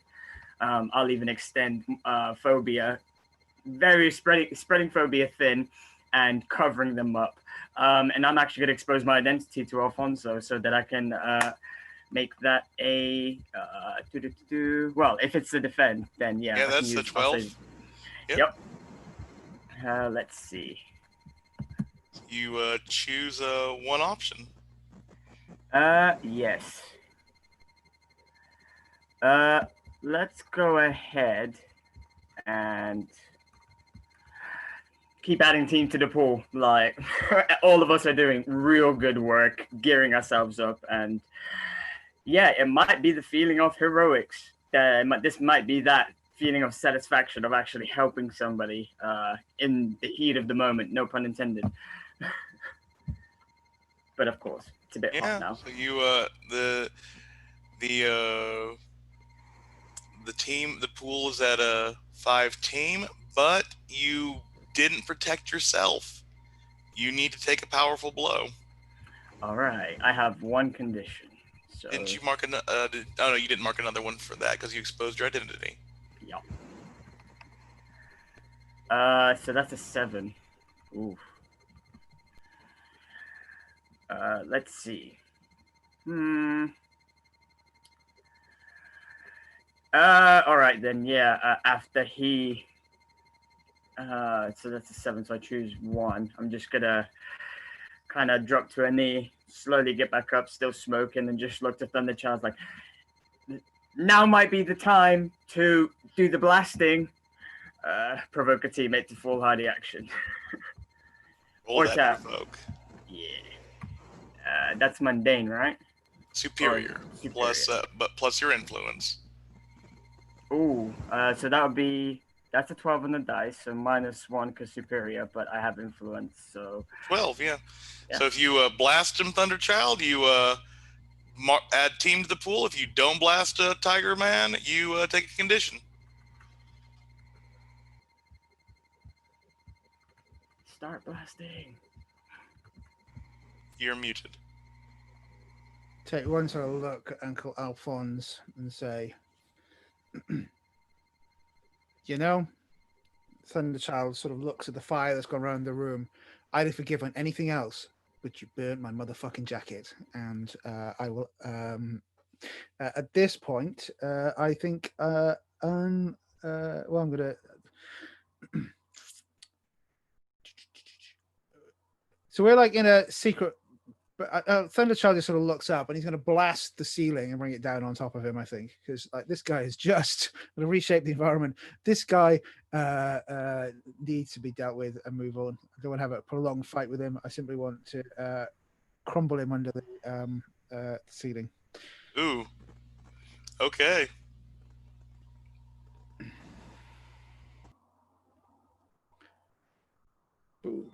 This room, right? I got a 12 and then it's a 7. I'm sure the villains are actually in the dice roller. That's what's going on. But still +3 for unleash my powers. So I will take that up to a 10. Yeah, so he rocks fall. You're not sure if he's dead, but he is definitely covered in lots of detritus. The webbing has protected the people, but the one downside to destroying all the computers is that may have also destroyed the open switch. Yeah, but I've got a point of burn left. So it's sort of, he looks over at Thunderchild looks over at the rubble on the floor, and he starts singing "The Lion Sleeps Tonight," whilst spending his last point of burn. Because I'm going to use this to do elemental awareness. Mark a condition to open your mind to the world around you with your powers. So one question: how do I open that door? You can open these. Well, you'll have to get rid of the webbing that prevented them from burning first, and after that, you will need to. You're sure you've seen like those cards that the teachers have, those security clearance things. You get those and swipe it on like over the tubes themselves. They'll open.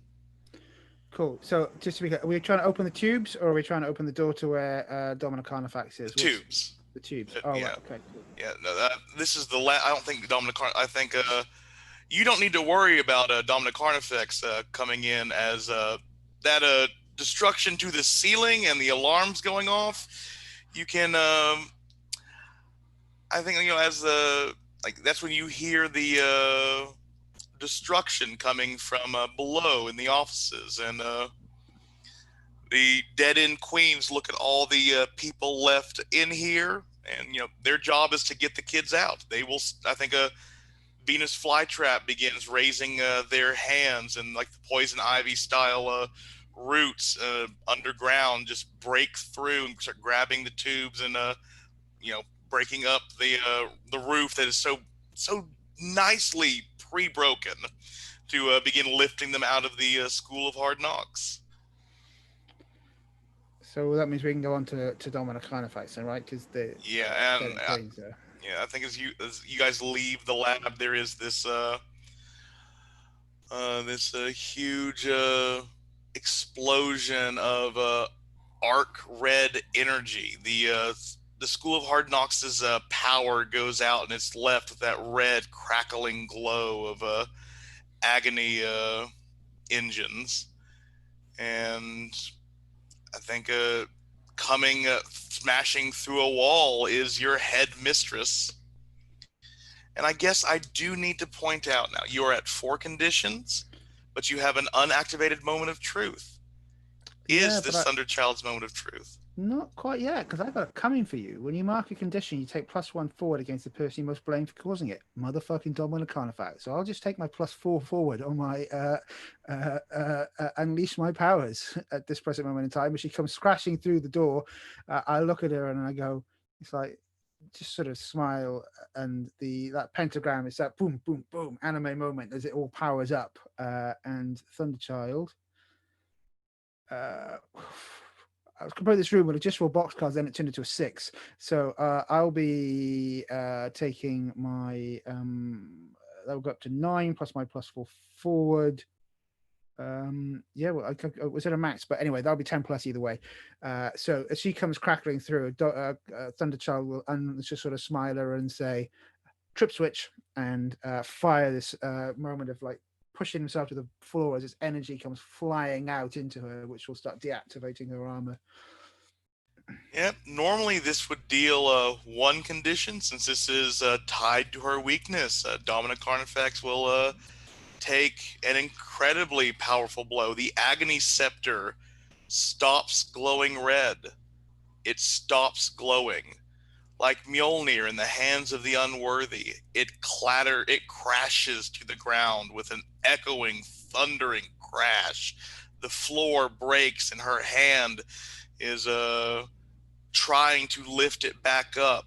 The armor begins creaking, groaning, and grinding as it slowly unfurls off of her. She's still built like a motherfucking brick house, but she's exposed. Someone punch her in the tits. Yeah, I think at this point, Danny is already kind of leaping forwards, and I think we just see like his fist finish regrowing as he punches her square in the face. Roll to directly engage.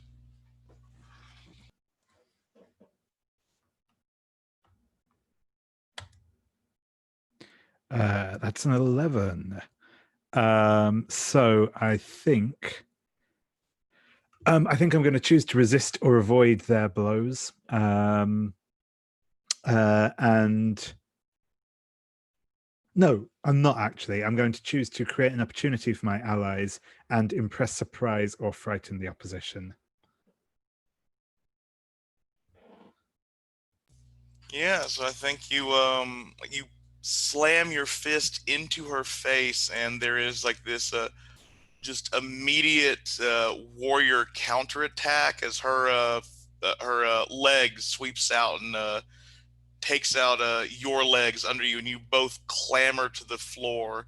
But you feel like the might of Domina Carnifex snap at your legs. I think you will you become unbalanced. I'm just going to choose a what would be like a 7 moment where you're just off. You know, narratively, you're on the floor. You're going to need to get back up. But that's when you like kick Domina Carnifex closer to the teammates. And I think holding her down, we see Apollo take to the air and use his elemental powers to like create these weird constructs around her, pinning her to the ground, holding her in front of Fermata and Arachnophobe at your mercy. Who takes it?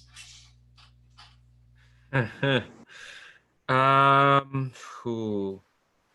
I think just to point out, at this point, Phobia is going to start spreading all over Arachnophobe's face over his usual half mask. I'm going to change my mask's labels. Change my labels. So my mundane is now a -2, and my danger is a 3. Ooh. But yeah, I think Fermata, we have not seen you act in a bit. Let's Yeah. I have an idea of how she wants to take out Domina Carnifex so that it won't be like showy or obvious. Because we don't want to like. I had to look at. I'm just looking at the safety tab just to make sure, like, we're not straying into anything. I think like with the opportunity, Fermata is gonna like. It looks like she's like lunging for Domina Carnifex, but what she wants to do is get close and just whisper a name to Domina Carnifex's ear, and that'll start doing the work, or at least it'll plant something there. But we'll see if this works first. What do you think this roll is? Are you trying to harm her with this effect, or alter her consciousness, or? What it'll do for this one is sap her consciousness from this dimension to another one. Ooh. Unleash your powers. Yeah. Okay. Are folks okay with that? Yeah, depending on how this goes, this may be a very impressive maneuver. I mean, we've seen Fermata fall when it happens. Well, no, that's an 8. Oh, thank God. Oh, and I also have a +1 on go. Oh, that's a 9 anyway. Does anyone want to help with team? I wouldn't mind doing so by making sure that Fermata is listened to. I'm gonna have Cody like crouch down and do a cheeky little whip of some webbing right to her temple, yank down so that it sticks to the ground and one ear is like stuck to the air. I love that. Yeah, listen closely now. And I think you begin Fermata begins singing and saying these notes, but like I think first it's like rock, and then it's pop, and then it's country, and then it's hip hop. But these 5 different genres split out, and we see Domina Carnifex being lifted up into the ground, her Golden Age version splitting from her Silver Age version splitting from her Bronze Age version splitting from her Iron Age version splitting, and then all that's left is the one you all know, and each one is shunted off into a different dimension at once, as the Gauntleteer is being brought back piece by piece, replaced by his displacement replaced by hers, quid pro quo, as magic is needed to defeat magic. And Domina Carnifex is I think like the Gauntleteer, she is disappearing from the ages she belonged in as her plan crumples in around her, and the Gauntleteer is brought back in front of you. He's still missing his arm. I mean, we're not going. Atlas, you did a good job, but he is back, and he collapses in front of you, and looks up at Thunderchild. I didn't expect you all to actually do it. Yeah, well, that's the thing, Mr. Hero. We actually stand up for what you believe in. We're not corporate shills like you, motherfucker. He looks down like, can't be much of a shill. I can't even wear the gauntlet anymore. Yeah, sorry about that. I was mostly just aiming for the gauntlet, but that axe is pretty sharp. And I think like this is when like the school is beginning to shake and rumble, and of course it has to be like self-destruct initiated, as everyone is being everyone is being lifted out. I think with the disassociation of Domina Carnifex from this dimension, the symbiote, whatever was holding the symbiotes together, the destruction of that computer, Alphonse and Domina Carnifex is ruining it. They are melting off. The mind control is wearing off, and we see y'all leaving. And of course, this is Domina Carnifex. She does not go for flamboyant, normal self-destructs. This is an implosion. As the school begins to crumble, as unless anyone wants to do something before you escape. Stuff I want to do is after we escape. Yeah. So as you are all standing out, we see like this where the School of Hard Knocks was under this like locale. There is just a sinkhole.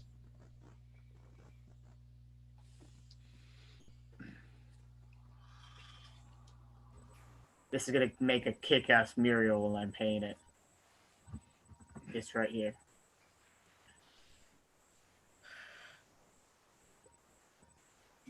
I'm trying to figure out like how to phrase this, but like, is what happened to the Gauntleteer also happening to Domina Carnifex? Like, as in people forgetting her? People, I think people are beginning to forget her. I mean, well, it depends. Do you want that or not? Do you want people to remember your victory over her, or that she was not here? Yeah, I think I was just gonna make a joke about it. It's like, if what happened to her is what happened to Gauntleteer, then all what Gauntleteer would know of us is we made a whole. Gonna be okay, Fermata. Domina Carnifex was one of a kind, not derivative like the Gauntleteer. Bro, to shut down. Can we say that we got the agony scepter? Kind of like a trophy. Ooh.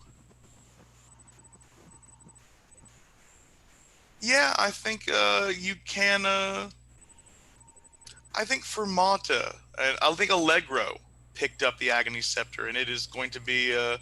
I mean, Fermata, you can decide if it's your trophy by yourself or share it with the team. We'll see. I think like I think you see Allegro holds it, and I think Fermata's like takes the helmet off. You can see that like she's frazzled, sweaty, and she says, "We'll have that. I want to have my folks have left that look over, but it's ours." In the same way that she hoarded the Gauntleteer's gauntlet when she got rid of him, I think this is comeuppance. Yeah, careful with that thing. It's stingy. I think Thunderchild will look around for the dead end queens and the kids who are around. Yeah, the tubes have been opened. The classmates who failed have been released, but the downside is they are all unpowered. Whatever abilities they had, they are no more. Now I'm going to spend my moment of truth. Oh! Where Thunderchild just sort of crackles with energy and that sort of not quite shut down dimensional energy. And he sort of echoes out as he sort of sees the antimatter reactor is glowing. He is literally glowing around him and says in a booming voice, which seems to echo in multiple dimensions, said, "You've been screwed with, fucked with, changed, experimented on. I can't promise you the world's going to be better, but if we stand together, if we look out for each other, we're going to make this city better than she made it and better than he made it. Stand with me." And he's going to crackle through and restructure all of their powers to the dimensions and take back what was taken from them. Oh, I think like like there is that the anathemathematics begin crackling, and these theorems that reshape the dimensional meta of the New Gauntlet City Comics world begins to create. Like I think we just see Thunderchild in places where he could not have been before. Like someone getting this serum injected into them or removed from them, and he's changing it around. It's just like all these moments where he could have intervened, he does and saves these people's lives through applied anathemathematics. And as this draws to a halt, the one other thing we note is his burned and tarnished and torn leather jacket is whole and sweet again. And I think that is the with like the people beginning to get their powers back again, and I think that's when we see the beauty as this puddle of magma oozes up out of the hole. It begins filling it in. The earth